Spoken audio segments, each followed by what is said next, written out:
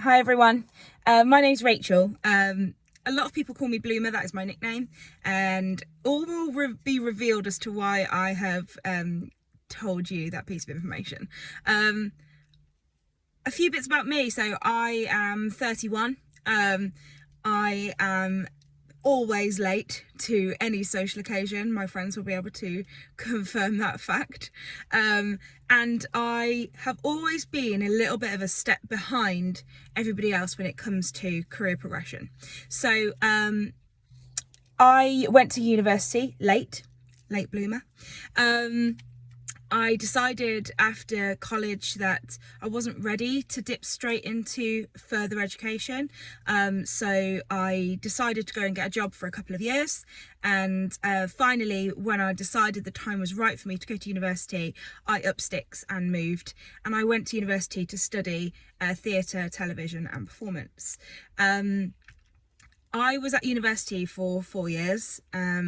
Throughout that time, I sort of fell out of love with taking theatre as a job.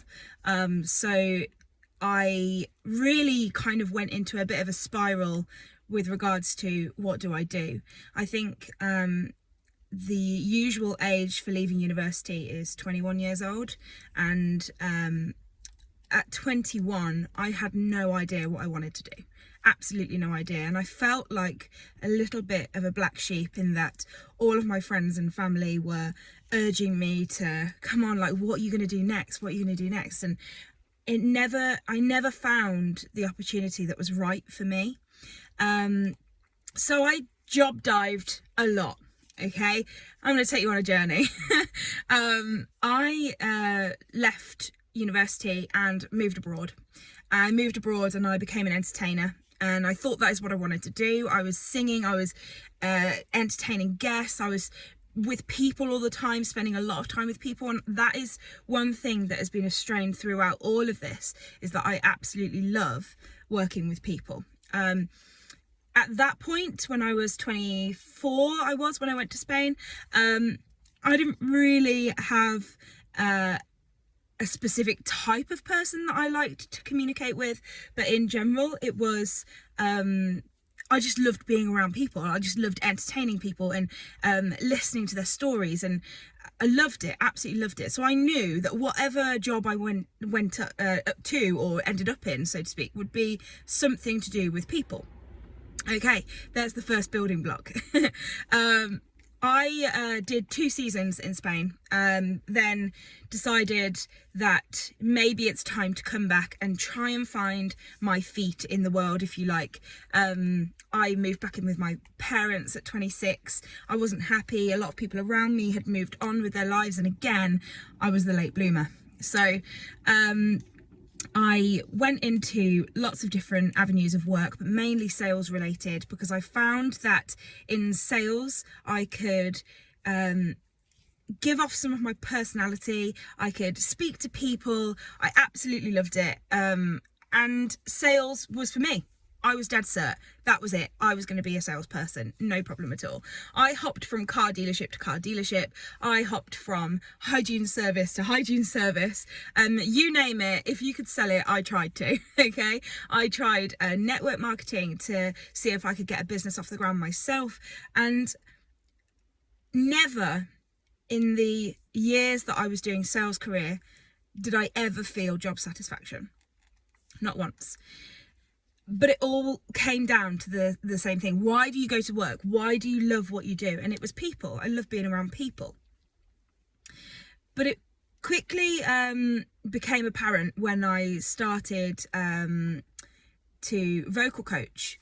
I got approached by a ballet school, actually, to see if I would be interested in coming in to do just a couple of singing lessons with some of their younger children. And I thought, absolutely, like, why would I not? Because that's wonderful. Like, that's people. It's younger people. They're more influential. They're wonderful. They've got so many stories. They've got so much zest for life. So yeah, I will, absolutely. And I did that for about 1.5 years, and I fell in love with teaching children. I think you can probably see where this is going now. The want to educate children in any aspect, in enjoying, like listening to what they enjoy, hearing about their school stories, hearing about their family, hearing about why they want to sing the songs that they're singing, really, really, really made me think, actually, it's not just people I like working with, it's children.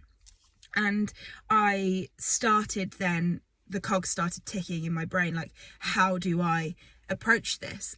Now, I've got 3 nephews. I've actually got 4 now, but at the time I had 3 nephews, and they were all approaching the teenage year. And I've adored my nephews since the day that they were born, but I really, truly was able to appreciate just how intelligent they were in their teen years, just how much zest for education they had, and how much they were truly interested in becoming good members of the public.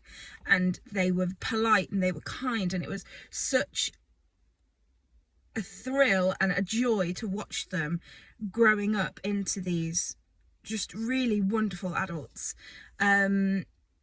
So I started to make steps in the right direction to understand how I would get into teaching. Now, as I mentioned previously, my love for drama and music and singing has never disappeared. It's never fully disappeared, but I had more of a want to create literate children that could come out of school, go into college, and if they didn't go to university, that's fine. If they didn't choose to go to college, that's fine. But to have the skills that they would need to survive in employment in later life. So I started to look into how I would get into teaching. This process took 1.5 years. Now, that wasn't because it's difficult to get into teaching. That's because I wasn't sure, oh my goodness, am I making the right choice? Like, this is such a big career move. I'm going to be approaching 30 years old and I'm going to be upping sticks and changing everything that I've ever learned about. Going back to university, becoming the student again myself. And that was a petrifying thought. But I went ahead and with a bit of encouragement from my friends and family, I applied for the course. I went through the interview process, and the day after I got accepted on the course, I was made redundant from my sales job. So if that isn't a nod that I was pointing in the right direction, I don't know what was. I went through my training year last year, which, as you can tell with the current situation, was very bizarre. But I have just started my NQT year. I am now I'm looking at my watch, I'm almost 3 weeks away from my first half term, and I am loving every second of it. So my message to you is never, ever, ever give up. It's never too late to start something. I'm 31 years old now and I've just started a new career, and I wish I'd have done it years ago, but it is never too late to do it. Hope you all have a good day. Thank you for listening, and I will see you maybe soon. Take care.